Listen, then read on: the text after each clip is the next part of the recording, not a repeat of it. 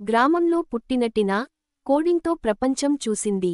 అనగనగా ఒక ఊరిలో టినా అనే అమ్మాయి ఉంది. ఆ అమ్మాయి బీటెక్ ఫస్ట్ ఇయర్ చదువుతుంది. టినా వాళ్ళ అమ్మ నాన్న వ్యవసాయం చేస్తారు. వాళ్ళు ఆ పని చేస్తేనే వారికి ఆహారం లభిస్తుంది. అలాంటి కుటుంబం నుంచి వచ్చిన అమ్మాయి టినా. టినా వాళ్ళ అమ్మ నాన్న కష్టం చూసి వ్యవసాయం చేయటానికి వెళ్తే వాళ్ళ అమ్మ నాన్న టినా చదువుకో అని పంపిస్తారు. అప్పుడు టినా అమ్మ నాన్నకి సహాయం చెయ్యాలి మరియు నేను చదువుకోవాలి అనుకుంటూ బాధపడుతుంది. తరువాత రోజు టినా కాలేజ్కి వెళ్ళింది. అప్పుడు టినా మేడంతో మేడం నేను చదువుకుని జాబ్ చెయ్యాలి మేడం ఎలా మేడం అని అడుగుతుంది. అప్పుడు మేడం అంటుంది, టినా నువ్వు పైథాన్ మరియు జావా నేర్చుకొని వెబ్సైట్ డెవలప్ చెయ్ టినా అంటుంది మేడం. అప్పుడు టినా సరే మేడం అంటుంది.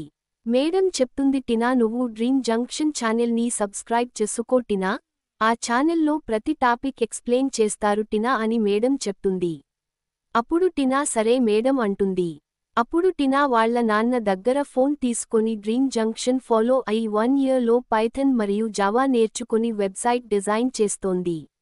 ఆ వెబ్సైట్ వాళ్ళ అమ్మ నాన్న పండించిన పంటని ఆన్లైన్లో అమ్మటానికి సహాయపడుతుంది.